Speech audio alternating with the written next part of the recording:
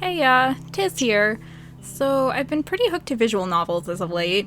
I figured that I may as well make a video that briefly discusses my top 10 at the moment. Maybe you enjoy VNs too, and you're looking for a new one to start. Or maybe you're like me and you simply enjoy it when people talk about the things you love too. But before I begin, I just wanted to state that there won't be any spoilers for these games in this video. Just brief descriptions and their overall genre. That way you can get an idea of what might match your taste without worrying about being spoiled. Okay, so let's get started. Starting with number 10, Togainu no Chi. Did Akira, our main character, totally remind me of Squall Leonhardt, my favorite Final Fantasy character? It's gotta be the fur trimming and his overall attitude. So similar. That alone already had me interested in this game. Overall though, Akira ended up being such a great character. I found him well written and easy to relate to and understand. It didn't take long for me to appreciate him as his own character. The game opens up with Akira as he's participating in a street fighting game, only to later be arrested as he's accused of murdering one of the people he fought with. A pair of mysterious agents pay him a visit at the police station and offer him a way out. Not suspicious at all.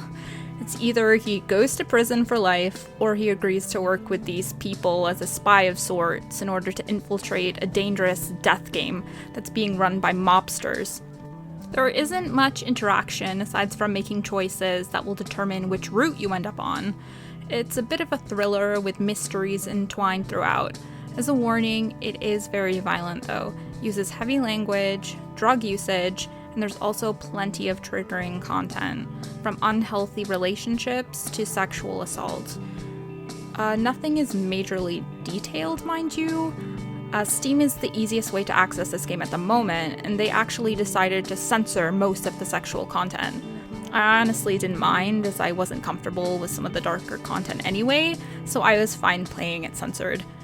If triggers don't really bother you though, and you can't stand to play anything censored in the least, I'm pretty sure there's a way to play the uncensored version on Steam by purchasing a patch for a cheap price.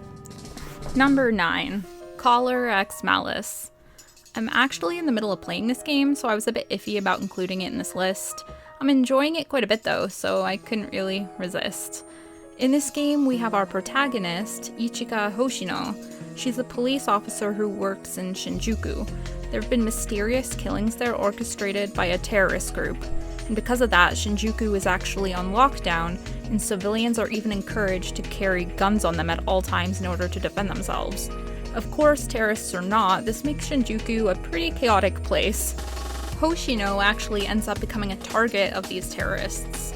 She's tricked, kidnapped, and then wakes up to find a collar around her neck, which is capable of killing her via poison.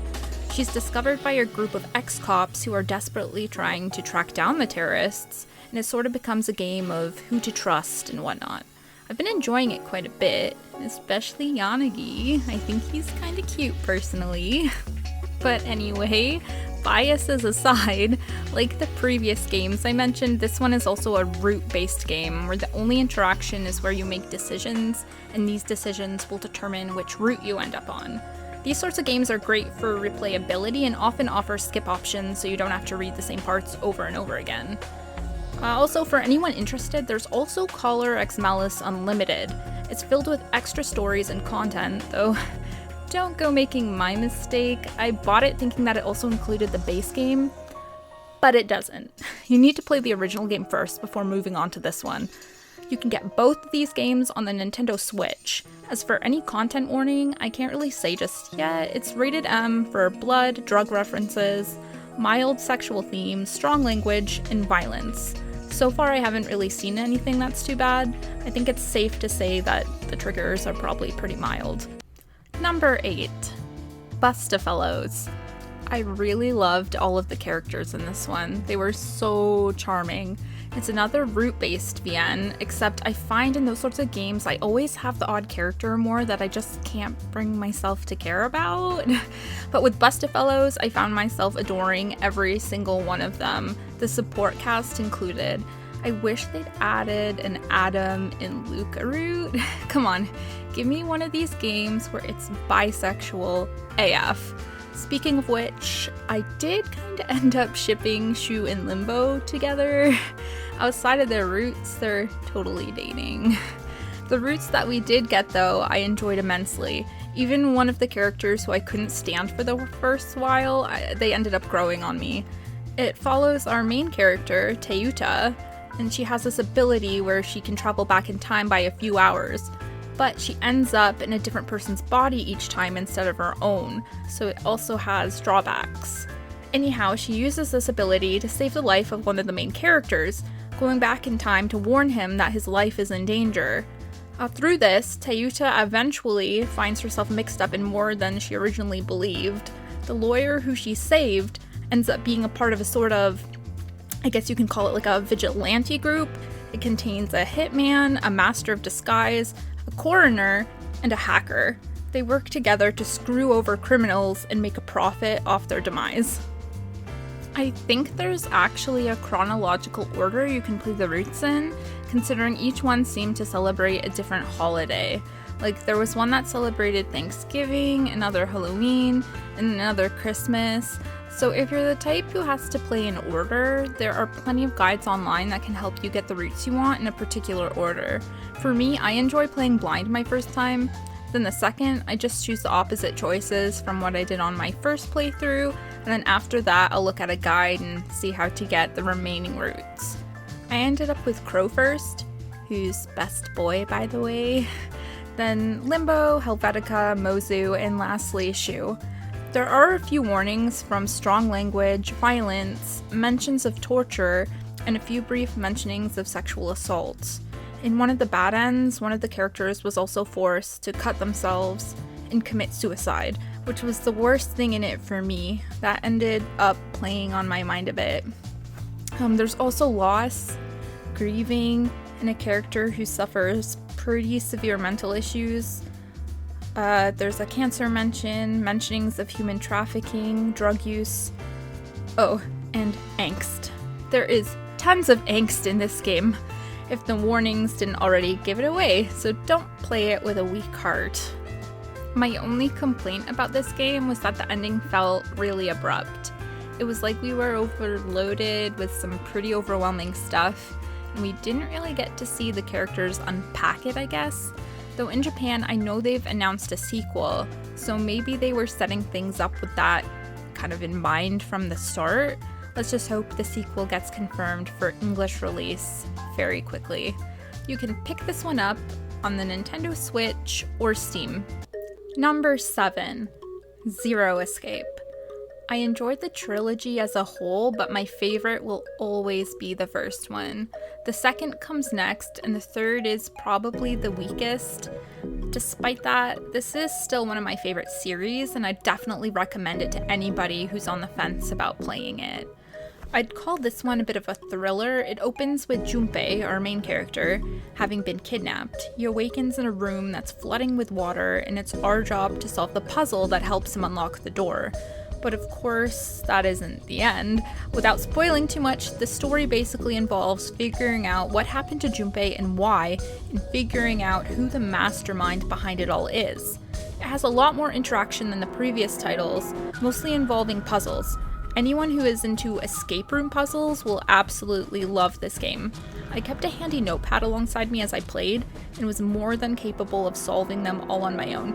So don't be too scared thinking it will be too difficult. I think that even casual players will be able to solve the puzzles. It has a really great OST, the first one especially. It's been a while since I played it, but I still look up playlists and listen to the tracks every now and again. Considering it's been a bit though, I can't say too much in terms of any warnings. I remember some of the descriptions could be a bit gross, I think, when it came to some of the killings. It's also very violent and there's strong language. All 3 games are available on Steam and PlayStation 4. Number 6, Hakuoki. Okay, Hakuoki holds a special place in my heart. I bought this game on 3DS way back, and it was the first visual novel I ever got to experience. This one goes back to the whole route setting where your choices will land you on a different character route. It takes place in Japan's Bakumatsu period, following the special police force known as the Shinsengumi. Anyone who loves samurai and is into this sort of stuff will be more than familiar with the name. However, this game has a lot of, I guess you can call it, fantasy twists. I don't want to spoil too much, so I'll just leave it at that. But if you're looking for a historically accurate game, this isn't it. Even though it does follow some of the actual major battles that the Shinsengumi fought. Anyway, Hakuoki follows Chizuru. She's searching for her missing father and ends up involved in an incident that the Shinsengumi are desperate to keep secret. Because of this, they have no choice but to confine her at their headquarters and discuss whether she should be silenced permanently or trusted to keep what she saw a secret. This game features plenty of different endings, even some pretty sad ones. It's also been a long time since I last played this one, so I can't guarantee any warnings. All I remember was that it was obviously pretty violent. Anything involving samurai normally is. I think it had pretty strong language too. Hakuoki has been released quite a few times, but the best option for it, in my opinion, are the two games on Steam, Kyoto Winds and Edo Blossoms. It's the most complete version of the game that's available in English, with added routes and characters. Kyoto Winds would be the first one you need to play, with Edo Blossoms being the continuation. Number 5. 13 Sentinels, Aegis Rim. Okay, now here's a hidden gem. For how good it is, I don't see more than enough people talking about it. If you like kaiju movies, especially Pacific Rim, this game should be right up your alley. It tells a psychological sci-fi story that can be pretty thrillerish at times. The twists are all so good. You follow the stories of multiple protagonists whose stories all begin to connect the more you see. It really kept me on the edge of my seat, and I was always so eager to see what would happen next right up until the end. The majority of the game is played as a sort of side-scrolling visual novel, but there are also strategic kaiju battles in between the vast story too, so I wasn't really sure if I should even categorize this game as a visual novel, but considering the majority of the game is the story aspect, I couldn't really help myself. I'll use every excuse to talk about this game and try to get more people to play it. Any fan of visual novels with compelling stories, they need to sink their teeth into this one. The only warning I have is that it's violent. Aside from that, there's just a bit of language used, but nothing as strong as the previous games I mentioned. This is probably the most tame on the list so far. 13 Sentinels was recently released on Switch, or you can pick it up on PS4 instead. Number 4. Ace Attorney. This is a series that I'm sure most of you are already familiar with, even if you haven't played them. For this, I'll just be covering the original trilogy, though there are also spin-offs, sequels, and even a prequel. Anyhow, the original trilogy follows defense lawyer Phoenix Wright. Even if you haven't played these games, I'm sure you're more than familiar with his character. The gameplay switches between a point-and-click investigation mode and of course the trials that take place in the district court. Here you would cross-examine witnesses and use the evidence you collected from your investigations to catch them in a lie. Be careful though, you can't just recklessly accuse the witnesses. Phoenix has a health bar which the judge can damage through penalties. I love this series, but I guess that's pretty obvious considering how high it made it on my list. I find the characters so endearing, and even though the game has 5 or so separate cases, they often connect into a bigger story. Overall, even youths are encouraged to play these games, so there aren't many warnings needed. Obviously, there's violence related to the murders that take place, but that's about it. If you haven't had the pleasure of playing these games just yet, be sure to pick them up on either iOS, Android, PS4, Xbox, Switch, or Steam. Number 3. Danganronpa. The Danganronpa trilogy is downright addicting. I couldn't get enough of them. I'm pretty sure I flew through them, unable to put them down. I'm really talking about all 3 games as a whole here. but I'm gonna admit that V3, the third installment, it ended up being my absolute favorite of them. So for me, they only got better and better with each game. Each game is centered around a different group of high school students who possess ultimate titles. For instance, we have a student who's the ultimate moral compass, or another who's the ultimate nurse. They're viewed as gifted students with bright futures, but their futures can't be all that bright, considering in each game, our main group of students are always kidnapped and forced to participate in a killing game. It's mostly a visual novel, but between the masses of text, there are also murder trials, where you have to often prove your own innocence and figure out who the culprit of the recent murder is using evidence in the form of truth bullets. Trigger warning wise, obviously there's a lot of murder and blood. There's suicide too. I wouldn't say it's especially graphic, though you do often see the corpses of those who were killed. The blood is colored a hot shade of pink, however, so I didn't find it all that disturbing. Number 2. Raging Loop. I played this one rather recently, and oh my god. It was on my wish list for such a long time, but really, why didn't I play this game sooner? It's so good, especially if you like mysteries and mild horror elements. I think it's labeled as a horror game, but I didn't really find it scary. There aren't any jump scares or anything like that, but is it chilling? Yeah, I'd say so. But rather than horror, to me it felt like it focused more so on the mystery than anything. It felt more like a thriller. Are you guys familiar with the werewolf game? Because that's basically what Raging Loop is. Our protagonist, Hakuoki Fusaishi, who's written amazingly by the way, ends up getting lost while on a road trip. He ends up in a small, isolated mountain village called Yasumizu. Unfortunately, soon after his arrival, Hakuoki gets mixed into a killing game between villagers and wolves. But when he's the newest arrival to the village, how is he supposed to keep the villagers from drawing suspicion on him? It's one of the best visual novels in terms of navigation. You have access to a flowchart at all times, so instead of skipping through text when you need to go back through a section, you can just select whichever chapter you wish to return to at any time through the chart. It made viewing all the possible bad ends and whatnot a lot less tedious.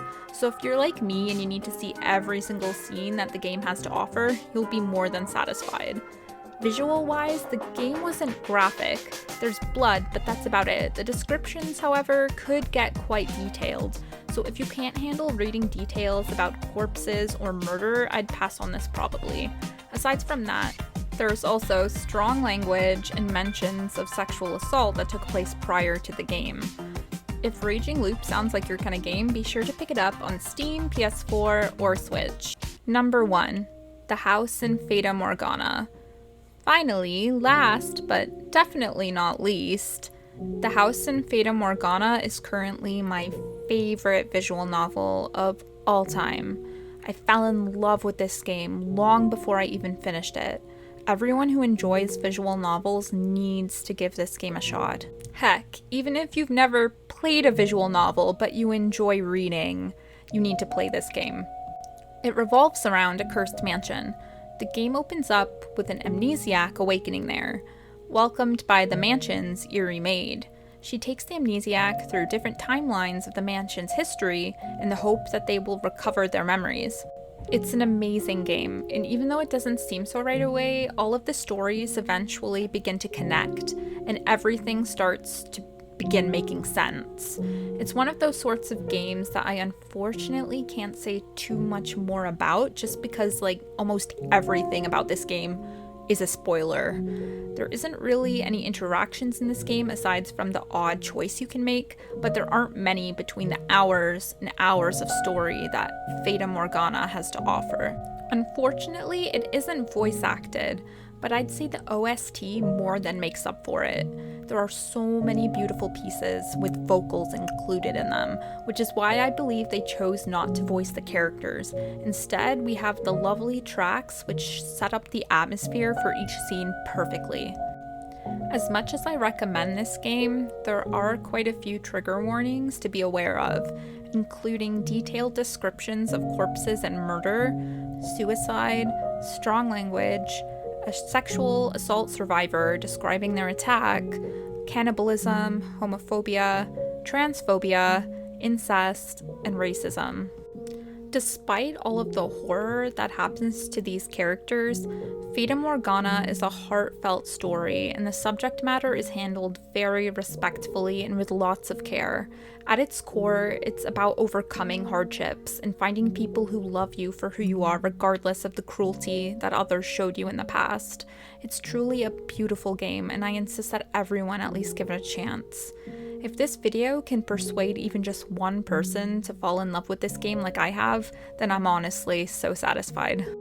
At the moment, you can buy The House and Feta Morgana on both Steam and Switch, though something to make note of is that the Switch version includes the extra stories, a prequel, and a sequel of considerable length. On Steam, you'll only be buying the base game. So yeah, that wraps up my top 10. I'm sure it's bound to change as I play through more visual novels, to be fair. I still need to continue reading through Umineko, and I have a whole bunch of other visual novels sitting on my shelf or in my Steam library as they wait to be played. Go ahead and share your own top 10 in the comments. I'd appreciate any recommendations too. Goodbye for now. Take care, you guys.